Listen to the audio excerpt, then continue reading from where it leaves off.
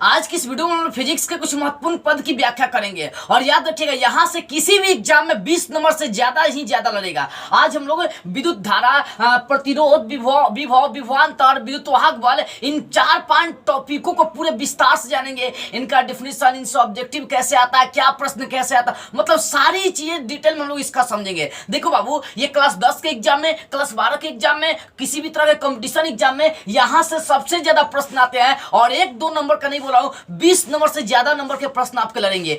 इसलिए हर क्लास के बच्चे इस वीडियो को जरूर देखेंगे और जरूर इसको समझने की कोशिश करेंगे। देखो, सबसे पहले जो टॉपिक है वो है विद्युत धारा। इसको इंग्लिश में इलेक्ट्रिक करंट के नाम से जानते हैं। किस नाम से? इलेक्ट्रिक करंट के नाम से। ये विद्युत धारा क्या होती है? देखिए, जब आवेश बहता है तो आवेशों के कारण ही क्या होती है? विद्युत धारा उत्पन्न होता है। जैसे हमारा तार है, जैसे देखिए बिजली का जो तार होता है उसमें बहती आवेश है, उसी आवेश के कारण क्या उत्पन्न होता है? धारा उत्पन्न होता है। धारा मतलब विद्युत धारा, इसको इंग्लिश में इलेक्ट्रिक करंट कहते हैं। तो विद्युत धारा किसे कहते हैं? सिंपल सी बात, मान लीजिए परिपथ बना दिए, ठीक है ना। इस परिपथ में देखिए एक बैटरी लगा हुआ है जिसका विद्युत वाहक बल E है, ठीक है। इसमें इस बैटरी के कारण धाराएं बह रही है। अब धारा बह रही है तो यहाँ पे एक प्रतिरोध भी लगा हुआ है। ये प्रतिरोध का काम क्या होता है मैं आपको समझाऊंगा, ठीक है। देखिए, सबसे पहले धारा का मतलब समझते हैं। जब आवेश एक स्थान से दूसरे स्थान जाता है तो इसी को बोलते हैं, चाहे आवेशों में जो परिवर्तन होता है या प्रति एकांक आवेश का जो मान होता है उसी को बोलते हैं हम लोग क्या बोलते हैं? विद्युत धारा बोलते हैं। यानी इसका सूत्र I बराबर Q/T होता है। यानी बटा T, बटा का मतलब एकांक, T का मतलब समय, Q का मतलब आवेश, ठीक है ना। तो बोल सकते हैं प्रति एकांक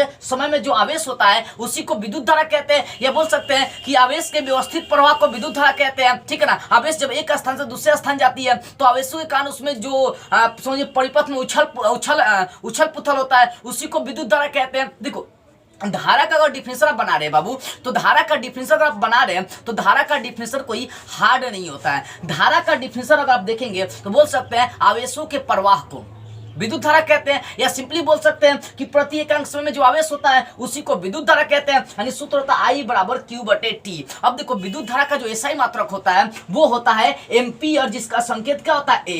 यानी विद्युत धारा का अगर एसआई मात्रक देखेंगे तो क्या होगा? एम्पियर होगा। क्या होगा? एम्पियर होगा। अब देखिए, यहाँ से एक दो और क्वेश्चन ऑब्जेक्टिव में आते हैं कि जो धारा होता है, विद्युत धारा होता है, ध्यान दीजिए, विद्युत धारा का सूत्र होता है I बराबर Q/T। यहाँ से Q अगर जो आवेश है इसकी बीमा अगर देखेंगे तो I इसकी बीमा हो जाता है AT, ठीक है ना। देखो, धारा का नहीं बोला क्योंकि धारा का बीमा तो I चाहे A हो जाता है। धारा का बीमा क्या होगा? I चाहे A हो जाता है। मैं आवेश की बात कर रहा हूँ, आवेश की बीमा होता है AT। क्या होता है? AT। A का मतलब एम्पियर और T का मतलब क्या होगा? समय। यानी ध्यान दीजिएगा बुआ, AT ये किसका बीमा हो गया? आवेश का बीमा।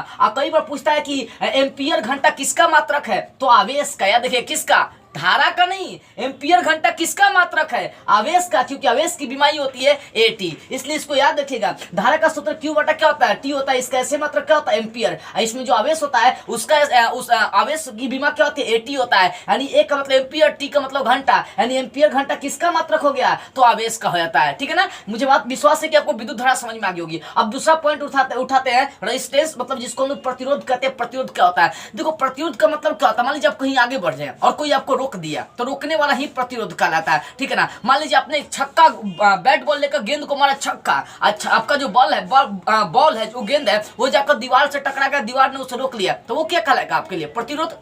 सिंपल सी बात बताऊं, प्रतिरोध का मतलब होता है आवेश के प्रवाह को रोकना। जैसे मान लीजिए इस बैटरी से मैंने इसमें जैसे ही धारा दिया, ये देखिए धारा बहना शुरू हुई और ये प्रतिरोध क्या कि इस धारा को रोकना शुरू किया। इसकी जितनी क्षमताएं होगी प्रतिरोध की, वो उसको रोकने का काम करेगा। यानी सिंपल सी बोल सकते हैं कि वह गुण जो धारा के प्रवाह को रोकता है, चाहे धारा का विरोध करता है, उसे ही क्या कहते हैं? प्रतिरोध कहते हैं। ओम का नियम आप पढ़ोगे तो V बराबर IR होता है, तो R का मतलब प्रतिरोध होता है। यहाँ से R का सूत्र निकालेंगे तो I इधर चलाएगा, तो R का सूत्र हो जाएगा V बटे I। क्या हो जाएगा? R का सूत्र हो जाएगा V बटे I। और R का मतलब प्रतिरोध, तो प्रतिरोध का जो ऐसे मात्रक होता है वो होता है ओम। क्या होता है बाबू? ओम होता है। और प्रतिरोधकता का ऐसे मात्रक ओम मीटर होता है। तो याद रखिएगा, प्रतिरोध का ऐसे मात्रक केवल ओम होता है। ओम का अगर सिंबल आप देखेंगे तो शिवलिंग टाइप का ऐसा होता है, ठीक है ना। तो प्रतिरोध का ऐसे मात्रक, प्रतिरोध कैसे मतलब क्या हो जाएगा? ओम हो जाएगा। इसको क्या पढ़ेंगे? ओम। लेकिन इसी में कई बार क्वेश्चन करता है प्रतिरोधकता कैसे मतलब क्या होगा? तो याद रखिए बाबू, प्रतिरोधकता कैसे मतलब ओम मीटर होता है। क्या होता है? ओम मीटर, ठीक है। तो विद्युत धारा भले प्रतिरोध किसे कहते हैं? तो धारा के प्रवाह को जो रोकता है उसे हम लोग क्या कहते हैं? प्रतिरोध कहते हैं, ठीक है। अब आगे समझते हैं विभव क्या होता है। देखो, विभव में क्या होता है कि जो अपरीक्षण आवेश होता है, जो छोटा सा आवेश होता है, उसको अनंत से किसी एक बिंदु पर लाना पड़ता है। जैसे यहाँ पर समझिए कोई छोटा Q यानी परीक्षण आवेश है, परीक्षण क्यू आवेश, परीक्षण आवेश का मतलब क्यू नॉट इसको बोलेंगे, छोटा क्यू और 60/9, इसका मतलब ये क्षेत्र में कोई प्रभाव नहीं डाल सकता है, ठीक है ना। तो कोई परीक्षण आवेश को अनंत से किसी एक बिंदु पर ला रहे, ये परीक्षण आवेश है, इसको कहां से ला रहे हैं, अनंत से किसी एक बिंदु पर ला रहे हैं, तो इनके बीच जो कार्य करना पड़ रहा है उसी कार्य को हम लोग क्या कहते हैं, विभव कहते हैं, ठीक है ना।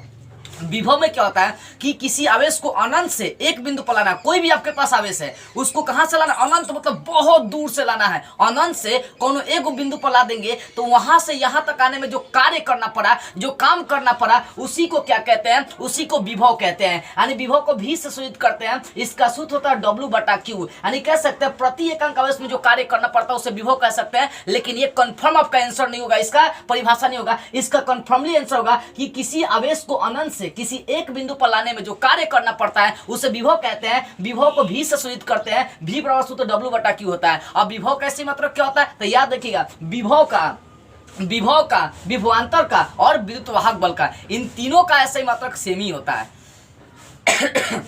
अब आप सोच रहे होंगे सर इसका ऐसे मात्रक सेम है तो तीनों चीज तो सेम होगा ना, नहीं बाबू, धरती आकाश का अंतर पड़ने लगता है। देखो विभव का ऐसे मात्रक वोल्ट, अब विभवांतर का भी ऐसे मात्रक वोल्ट, अब विद्युत वाहक बल का भी ऐसे मात्रक वोल्ट होता है, लेकिन अंतर कितना वो आपको समझा रहा हूं, ठीक है ना। विभव समझ में आ गई, विभव अनंत से मतलब आवेश को अनंत से किसी एक बिंदु पर लाने में जो कार्य करते हैं उसको विभव बोलते हैं, V बराबर W/Q। अब जैसे विभवांतर समझते हैं कि भैया विभवांतर क्या होता है, तो विभवांतर में भी क्या करते हैं, आवेश को बिंदुओं तक लाते हैं, लेकिन विभवांतर में जो आवेश होता है अनंत से नहीं, इसमें एक बिंदु से दूसरे बिंदु तक लाते हैं। देखिए एक बिंदु ये है, दूसरा बिंदु ये है, तो ठीक है ना। तो जब आवेश को एक बिंदु से दूसरे बिंदु तक लाते हैं तो इनके बीच जो कार्य करना पड़ता है उसी को विभवांतर कहते हैं। यानी विभवांतर दो बिंदुओं के बीच उत्पन्न होता है, लेकिन जो विभव था उसमें आवेश को अनंत से एक बिंदु पर लाने के लिए कार्य किया गया था, और यहाँ पर एक बिंदु से दूसरे बिंदु के बीच लाने में किया गया कार्य है, ठीक है ना। तो बोल सकते हैं कि जब किसी आवेश को एक बिंदु से दूसरे बिंदु के बीच लाने में जो कार्य किया जाता है उसी को विभवांतर कहते हैं। यानी विभवांतर को भी VA से सूचित करते हैं, तो V बराबर सूत्र W/Q हो जाएगा। बस आपको ध्यान देना है कि दोनों का सूत्र सेम है, लेकिन विभवांतर में क्या होता है, दो बिंदुओं के बीच विभवांतर निकालते हैं, इसी कारण से VAB मतलब A और B के बीच विभवांतर निकाले तो इसका सूत्र हो जाएगा VA घटाओ VB,